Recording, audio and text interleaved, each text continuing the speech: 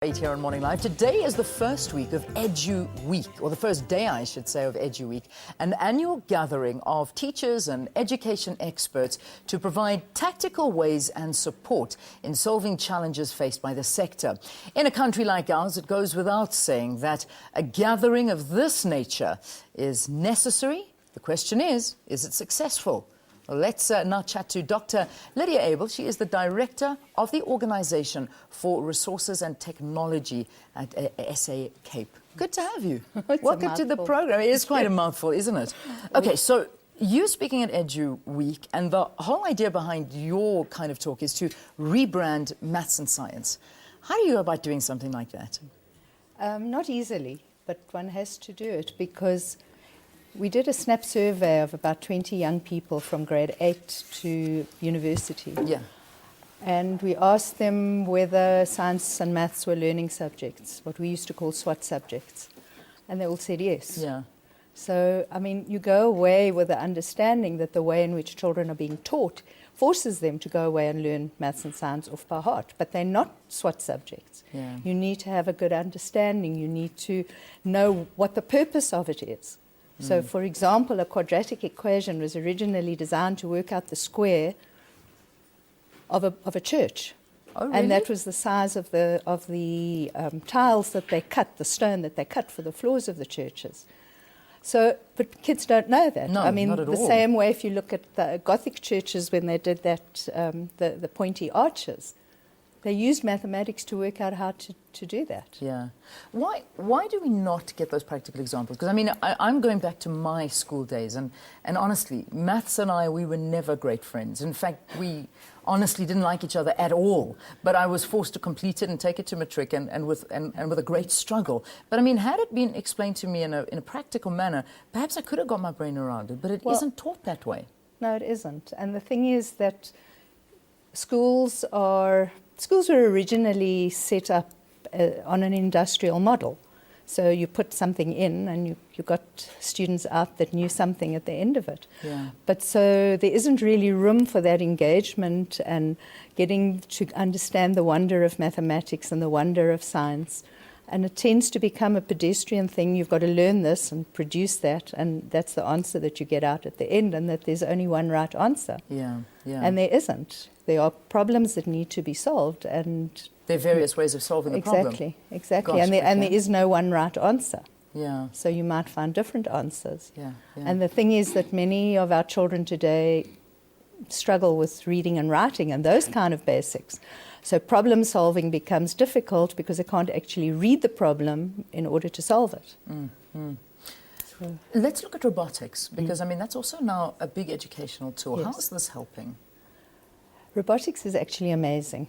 I mean, it's been around for ages. It's not really that new. I mean, Lego produced blocks that people could build models out of, and that's been around for years. Yeah, yeah. Many years. But the changeover now is that you can build a robotics model and connect it up to a computer and program the computer to make your robot do things. Yes. And it cuts across language, and that's the issue, because science and maths have a language of their own, which has to be learned. But if you're not good at speaking the language in which science and maths take place, then you are on the back foot from the beginning. Yeah. So it's very hard. But with robotics, the kids come in, they see the computer, they see the blocks, they can put them together, they can build something, and it changes their whole outlook on life. They go back to school and suddenly teachers are telling us, they're putting up their hands, they're asking intelligent questions, Yeah. they are finding problems and finding the solutions to those problems. It even changes their behavior in the classroom. Yeah. And it also changes their aspirations. Yeah, yeah. And it's, I want to say magical, but it's not magical. Well, I mean, it sounds like it is. But how magical is it when we look at the country's rural areas, where, I mean, just to get a computer into a rural area is a mission. Almost impossibility. Yeah. Look, it's a challenge. And certainly my organisation, SA Cape, we are running after-school programs in schools where we're taking the robotics out into the rural areas, and we bus the kids in. We work out of the Cape Town Science Centre.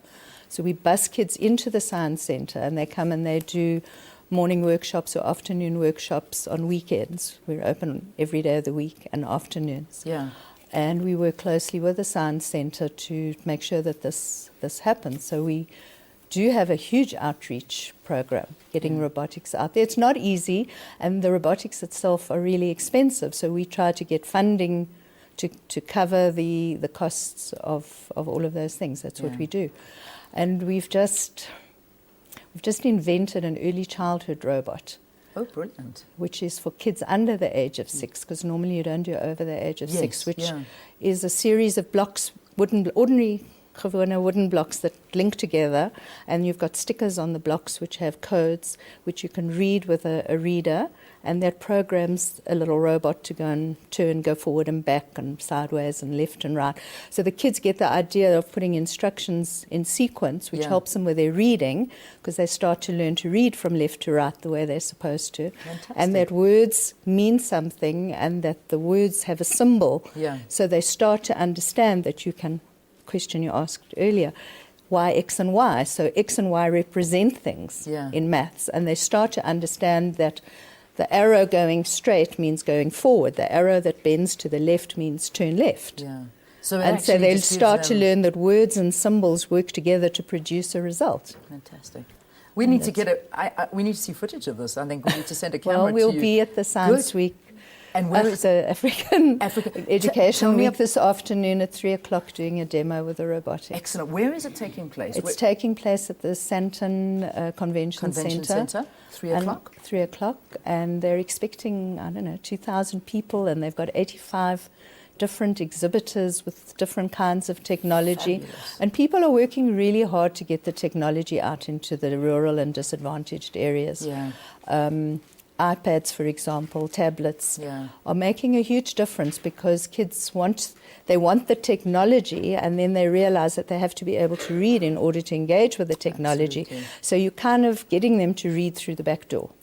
And because they want they want to become part of the technology. Yes, I don't want to miss out on this. It's like an addiction. It's it really is, but it's a good addiction. Well, sometimes. Except when you got Candy Crush on it, and then you're in trouble. That you don't want. That you don't want. But there are kids that we've seen who've actually taught themselves to read by the age of 5 or 6 using the apps. They teach themselves to read because they want to know. That's fabulous. And they will say, what is that thing? And even if it's putting a cherry on top of an ice cream and they want to know, where's the cherry word? Which is the word for cherry?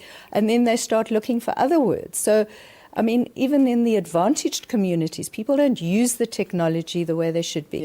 It should be used for the benefit and education. We understand in middle-class society that enrichment and extramurals are all part of what we accept. But it doesn't exist in the disadvantaged areas, in the rural areas.